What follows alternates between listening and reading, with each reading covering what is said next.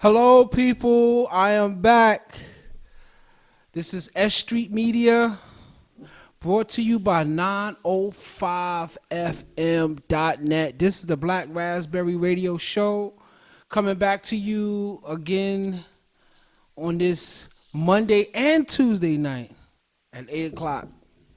You just heard Michael Jackson. That was one of the first songs that they did, produced over there at Hitsville with Motown Records, which Barry Gordy, you should have signed Michael Jackson again. That's what you should have did. You should have made sure that the Jacksons stayed locked, stocked, and barreled. But Joe Jackson just wasn't having that. Maybe that money wasn't right, because as you seen in the Jacksons movie, they wanted to write their own songs because Father Joe knew the power of the publishing right. And the future money, because the Jacksons don't get paid for them songs that came out. They was produced by Barry Gordy's production team and hit team, so they are the ones that was still getting paid, because Barry Gordy actually sold the publishing rights to Motown Records for like almost $300 to $350 million just for the publishing. Joe Bett Music Publishing, that was the name of the publishing company that Barry Gordy had started. Him and Smokey Robinson, believe it or not, Smokey Robinson had owned a piece of Motown Records. Tonight's show is a dedication to Michael Jackson and the Saturday Night Fever soundtrack, because these are the two albums that sold a lot. I had looked it up on the internet, and they said that they actually believe that Michael Jackson's Thriller album sold 120 million records, but they said that really 66 million records. But at the time, it wasn't a sound scan, so you didn't really know how the way the albums was being barcoded and actually getting an actual sell, I guess, through the mom and pop stores and things like that. Who knows how the way they was tallying it? And I guess with the algorithms today, being that a lot of records is not sold on physical copies with vinyl, CDs, and tapes, and they're going on streaming, so that probably took it to the 120 million records. So my brother Batman the superhero is back. How you doing, brother? Peace in the Middle East. What's good? How was your weekend, sir? Well, everything was all right. You know what I'm saying? Couldn't make it in last week, but I'm happy to be here this week.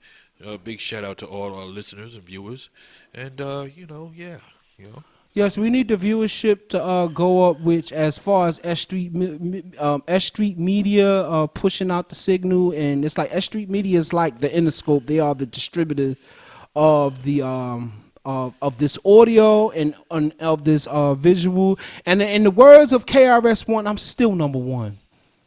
If you want to do the total count, I'm still number one. Shout out to my man Sick. I love you, baby. Without you and bringing this brand to mathematics and to S.STREET Media, I'm gonna send you a shout out. The last time I seen you, maybe a couple of weeks ago, I told you I got a check for you if the check does come. So don't worry about it. I got a check for you, Sick. You know what I mean? What's going on, B? Man, just chilling, just wondering, what's going on with this impeachment with Orange Man. Right. We jumping straight into Orange Man. Oh man, we have to. He's a big orange guy who sits at the desk at 1600 Washington Avenue. Right, and the crack houses around the corner. I don't know if there's a lot of crack houses that's still down there in Washington, D.C. As the story is told, back in the days, it was still a lot of crack houses that was just a couple of blocks away from the White House. This is true.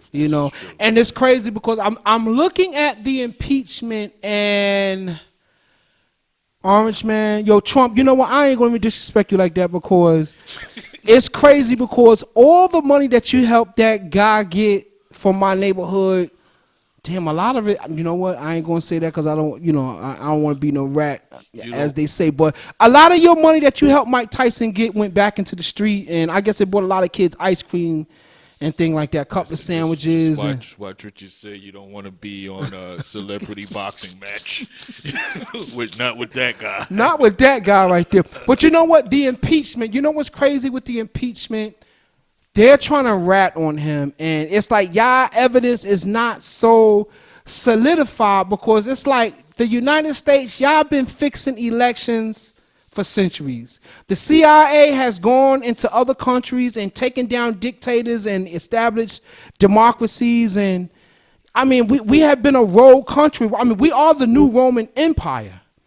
You know what, 220 something years that this country's been going, 250 years this country has been going, but y'all have set up governments around the planet, and it's like y'all still fuming over him asking the Russians to investigate the person who's running up against him so he can have some dirt on them. Like they said that when the Russians was pushing out some stuff on Facebook about Hillary Clinton being with the KKK, she was to work with a KKK lawyer. It's the truth.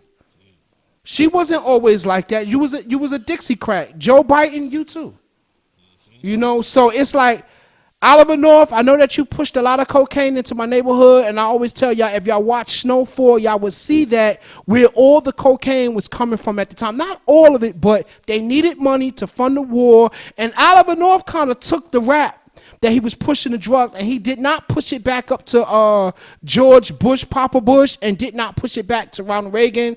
And even if he would have got convicted and they would have brought him to a trial, because that's just a Senate hearing, whether it's the Senate Judiciary Board, the Senate Ways and Means, it wasn't not an actual court. So if Oliver North would have went to jail, Ronald Reagan and George Bush would have pardoned him. So, right. Yep.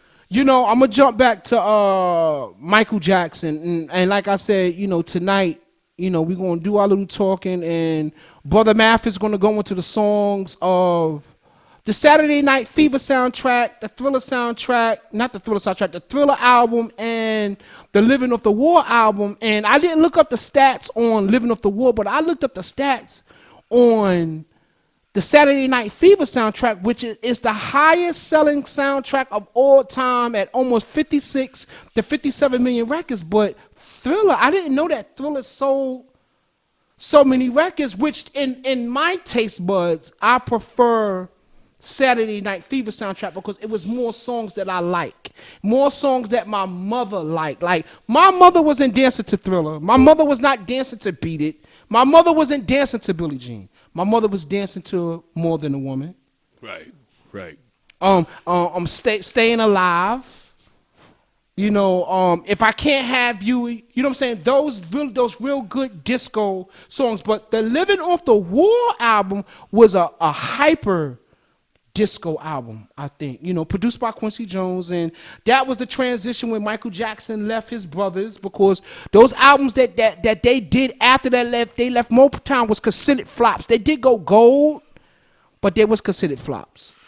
Right. Well, you know, I don't know so much as if he left the Jacksons, right? Because you know he was with them when they did the little reunion tour. Right. That's right. That's right. Well, was it like, you know, how the Wu-Tang Clan? Exactly. The RZA, the Jizz, and the Old Dirty Bastard. Big shout out to the RZA. Straight from Brooklyn Zoo. From the Ville. But right. You know how they step off, do their side project, and then come back. Right. You know what I'm saying? So that might be what that was at the time. But then after the reunion of the Jacksons, right. And Can You Feel It and all that stuff. Right. That was called the Victory Tour that year. Right, yes. I think that I went down south that year about 82, 83 when that Victory Tour happened. And it's crazy because I remember when they came out and performed at Motown 25. Right. That's when Michael Jackson did the moonwalk, to which he kind of took the moonwalk from the guy from Shalimar. From the guy from Shalimar. From Shalimar, because it was on American Bandstand when he did it. Right. And Michael Jackson did the moonwalk, and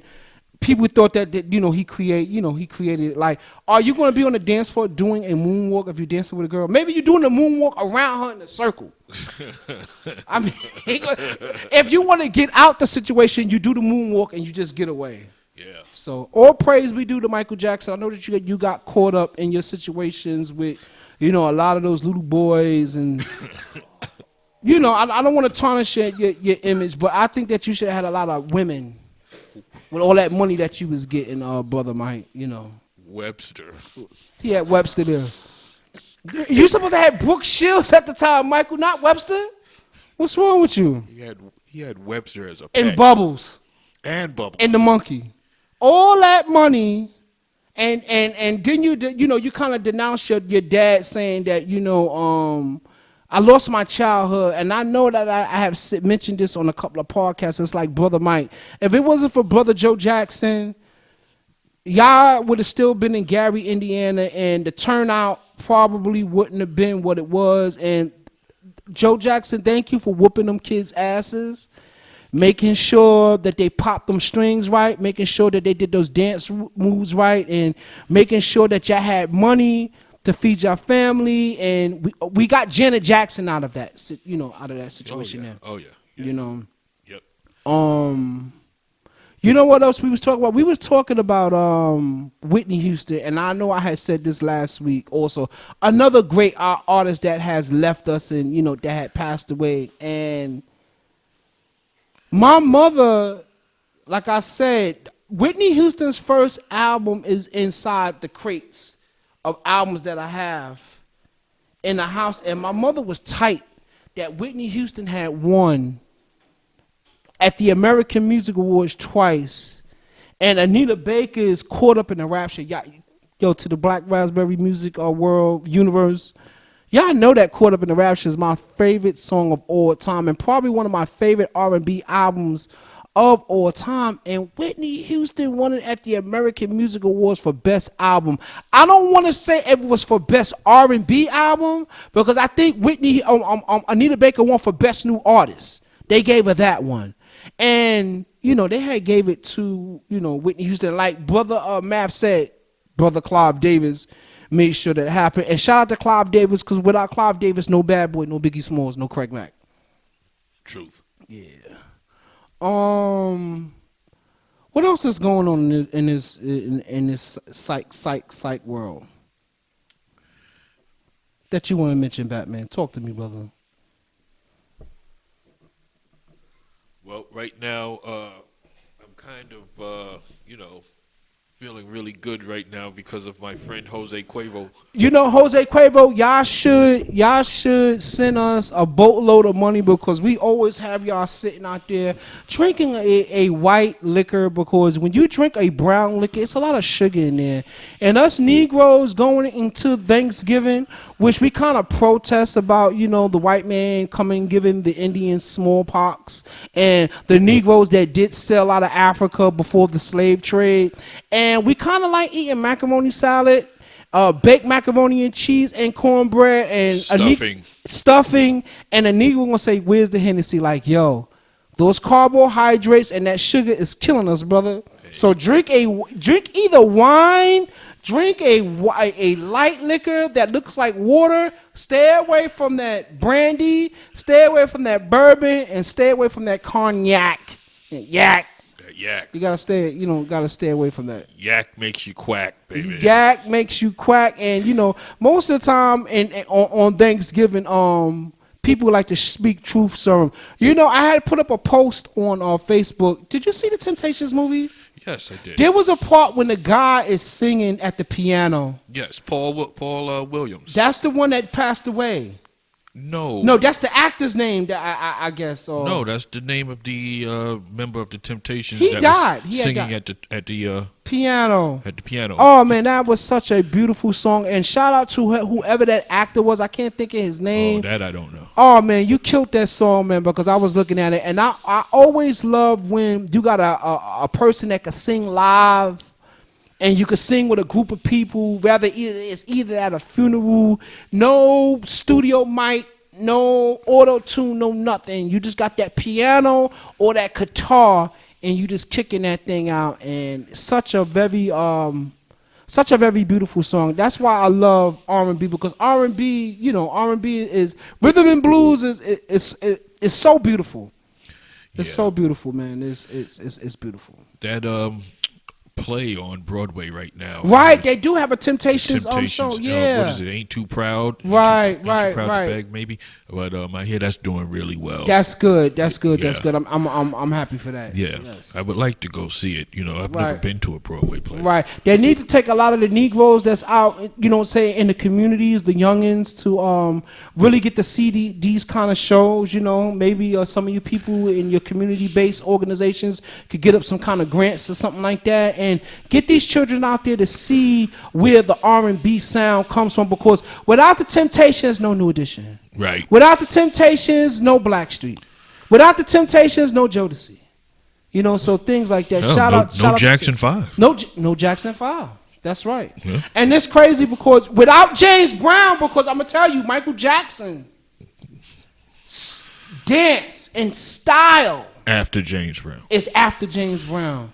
And it was crazy because it was one time during the award shows, maybe in the early 2000s or even maybe in the late 90s, they was doing a tribute to James Brown, and Michael Jackson came on the stage. And James Brown came out there and put the cape on Michael Jackson. And, you know, even when James Brown died, Michael Jackson came to that funeral and kissed that man. Yeah. He kissed him on his forehead and gave him his shot. I don't even get emotional and start crying or anything like that, but that's showing your homage and that's showing your respect that if it wasn't for you, there's no me. Yeah. You know, rest in peace, James Brown. Rest in peace, James Brown. Rest in peace, Michael Jackson. That's right. And rest in peace to the purple one, Prince. Yes. Because I just seen something recently talking about at around that same time when Michael Jackson and James Brown were on stage together. Yes, they show. And Prince was there. Also. That's right. Yeah. That's right. And Prince was playing the guitar. Yeah. And Michael Jackson is dancing. And I'm gonna tell you how the way I seen it,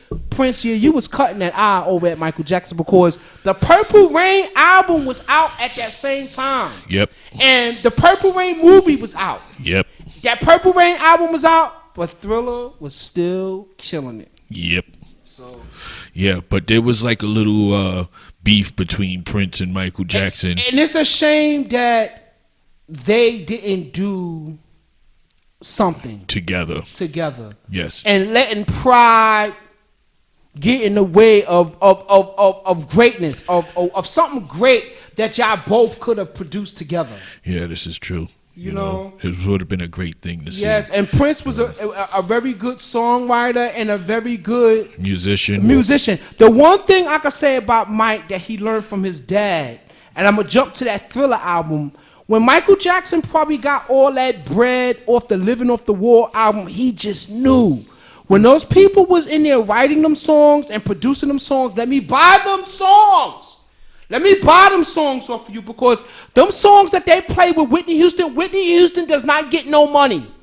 They probably cut her a little couple of cents off of it. Whitney Houston does not get paid off I Want to Dance with Somebody because she wasn't smart enough. She wasn't business-minded to say, I give you $1 million for that song. The only song that Michael Jackson does not fully own is the song Thriller. That God was like, nah. I'm not selling this to you. And look what happened. You know what I'm saying? And what's so crazy about the Thriller album is the album that opened the doors for blacks to get onto MTV. Onto MTV, yeah, you're right about that. You know what I'm saying? Because Billie Jean, Beat It, Thriller. Those are the songs that help open up that gate for black music, I guess, if you want to, you know what I'm saying? Something so pop like, yo, we got to let the rest of these Negroes up in here, man. Yeah, what else can they do? What else can they, damn it, What else can these Negroes do? You know. Good for nothings. Good for nothings. You know what? Let me jump off these rich estates that I'm talking about because the Prince estate and the Michael Jackson estate, that's probably about like $2 billion that we're talking about.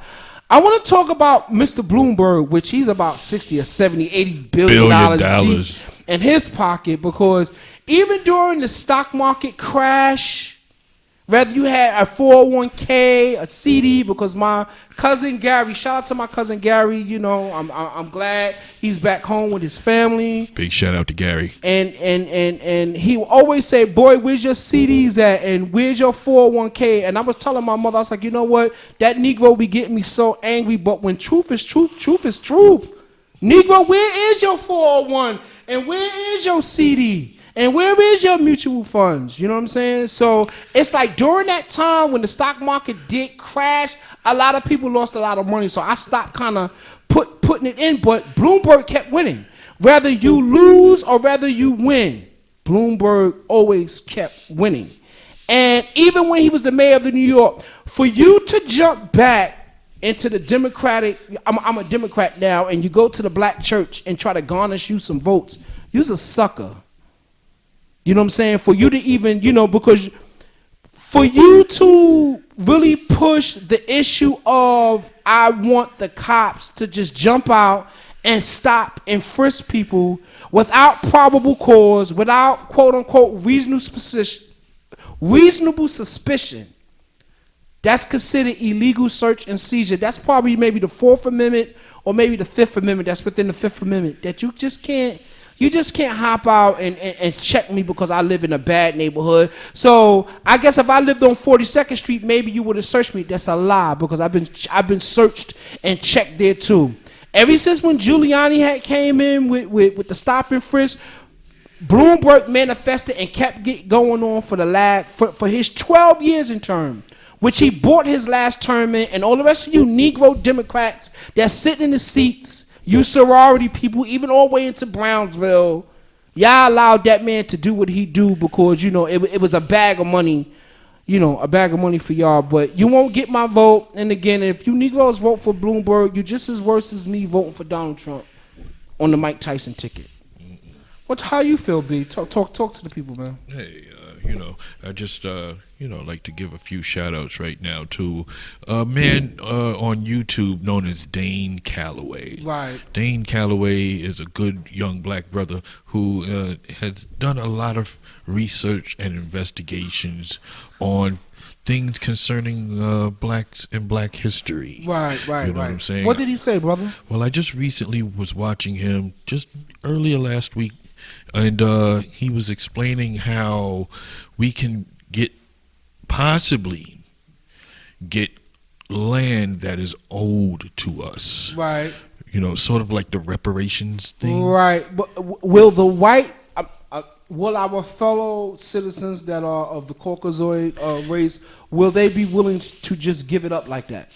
Well, he explained how one individual right. did receive land that was owed to 40 acres in a mule, or did he contest an estate? It was 20 acres. 20 acres. Was it owned by his family members, or? It was owned by his ancestors. Right. And it was taken away from them. All right, then you got reason to get it then. Right. That one right there. Yeah. You just giving me 40 acres. The white man ain't going to do that. He's not going to just do that. You're not going to do that. Right, exactly. But, if it was taken away from a black family, you think it happened to one black family? That's right. A whole bunch. But the whole thing is will a lot of the Negroes contest that?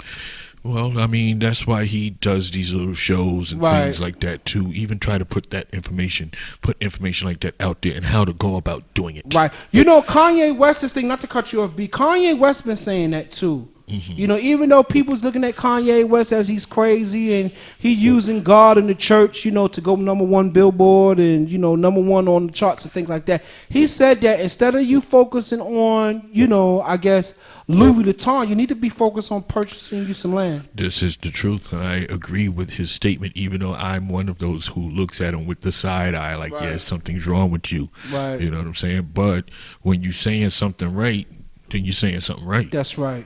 Truth is truth. You can't dispute that. Right. Mm-hmm. So, big shout out to Kanye West. Yeah, I miss Kanye West. The one thing that I love about Kanye West is his production, and he has produced a lot of good songs. He got a lot of good beats, and one of my favorite beats that Kanye West, and I always say this, is Alicia Keys' "You Don't Know My Name," because he used that Michael Jackson woo woo. Baby, baby, baby, woo woo. It's just that Kanye West, he's good at what he do. It's crazy because me and B, we was talking about the award shows. Like the last award shows that Brother Habeas Corpus has watched was Suge Knight with the thing of at the Source Awards, and also with Old Dirty Bastard coming up on the stage at the Grammys. When the No Way Out album, this is 98 January, and that's when Old Dirty Bastard came up on the stage and said Wu-Tang is for the kids. It's crazy that Kanye West was in the mix even all the way back then as a work for hire programming the damn drum machine for the No Way Out album. Right. Like, who would have thought that this kid that was programming the drum machine for Derek D. Angeletti, that this young man would have popped off the way that he did? Because the God MC, me, Jehovah, didn't even want to sign him. That's why Kanye West looks out for Dame Dash, because Dame Dash is the one that said, you know what, we're going to put College Dropout out. You know what I'm saying? And that was a very good album right there. Yeah. You know, because I like how the way Kanye West started coming out with using old songs, using that speeding it up sound. And, you know, like, because he used Luther Vandross, House Is Not a Home sample, and used it and speeded up for that, you know, through the wire. That's another Shaka one. Khan. You know, Shaka Khan was mad. I just seen an article on Shaka Khan said that I don't know why she said that she regrets that she allowed Kanye West to do that. That was a good song. I don't know if Rufus and Shaka Khan was the ones that actually wrote the song out, or if Shaka Khan had some entitlement to the publishing rights, you know. No, I don't think Rufus was a part of Through the Wire. Wasn't that after like 84? You right. Yeah. You right. That's when Shaka Khan left. What's the name? Right. She was solo. That's right. That's right. She did. That was like 84, 1985. Right. That was right after I Feel For You. That's right. Shaka Khan. That's when you start to see that hip hop R&B infusion. Yep. Because truthfully, the real number one, I'm gonna throw this one at you while we live. All right. What was the really popular song, R&B rap, that actually charted with a rapper and a female singer? Come on, B. Jody Watley and Rakim. Here you go, Friends. That's right. The remix That's right. with Rakim. That's right, Yep, Batman. that That's was right. it. What year is that? 1987? That gotta be 87, because Paid in Full came about like 86, 87. I'll be a whole lot honest with you. I can't remember exactly what year it was, but I'm going with 87, 88. Okay. Because that's when Jody Watley dropped her solo album. Right. That's right. Shout out to Jody Watley. Shout out to Shalimar. Shout out to Howard Hewitt. You know, shout out to Solar Records. Shout out to Dick Griffey. You know. Yeah. Which, you know, he gave room for Dr. Dre and Suge Knight to record the Chronic at. Right, that's true. Over the Solar Studios. Solar Records, right? Solar Records, that's right. Yeah. Sounds of Los Angeles Records. And it's crazy because Don Cornelius had some money in it. He did. It was a lot of gangster going on with Don Cornelius, because that was part of the Soul Train thing. But whatever what business thing that went on between Dick Griffey and Don Cornelius, that was something else. And then Suge Knight comes along and beat Dick Griffey out his money, and not give Dick Griffey no money when Death Row signed over there at Interscope. It's just crazy how everything actually all connects, because they said that Suge Knight used to hang around Joe Jackson. 1993, and they said that Joe Jackson told Suge Knight, make sure that your music catalog is full. And would you know, when Suge Knight was at the height of his terror, every artist, every rapper that touched into Los Angeles, he made them go to the studio. Yeah. That was a part of the Suge Knight tax. You going to the studio tonight? Mm-hmm. Suge, I gotta go. No. Nope. You're going into the studio tonight, and then you're getting on the plane. Batman, we got 3 minutes in closing. What would you like to say, brother? Well, you know, we do a lot of talking about a lot of different topics and things. And last time I remember we were talking a little bit about men's health. Right. You know, and, you know, we want to come up with some more information on things that people can take, not just men's health, you know, health period for all people, men, women, children, you know what I'm saying? Stuff that we can relate to them. Probably like on next week's show, or you know what I'm saying? Yeah, we're gonna touch that topic, because you know my Spanish sister has said, I was like, mommy, because I supposed to went over there and have recorded her, you know, document on La Chuli, because she had came up here to Black Raspberry Radio maybe at the beginning of this year, and she had said, yo, Pop, I was like, yo, mommy, I can't get up and get over there to you because my back is hurting. She said, Pop, let me tell you, you need to be looking at Dr. Serbi.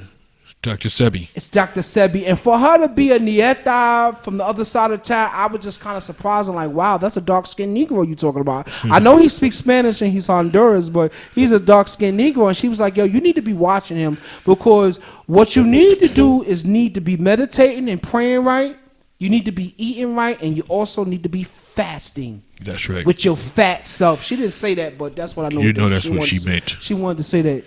Yeah. Your fat self. But fasting is a good thing because it gives the body time to digest a lot of that food that is undigested. That's right. And pass it out. You know what I'm saying? Right. And I'm starting to hate bread, B. Well, I went to Subway today again, and it's like when I buy the wrap, which the wrap is more expensive than you get in the regular with the bread, my food, damn it, digesters. They said, what do you want on this? I want all that. Put all that on this. Spinach. and all that sandwich. All that. So I could get all my vegetables. And I would pay an extra $1 for that guacamole. Put all that, which guacamole, you know, avocados is a fat. It's fat on there. I don't know why, but why does the plant, makes it fat? All right. In closing, Subway, we gave you a shout out. Y'all need to be sending us some money too.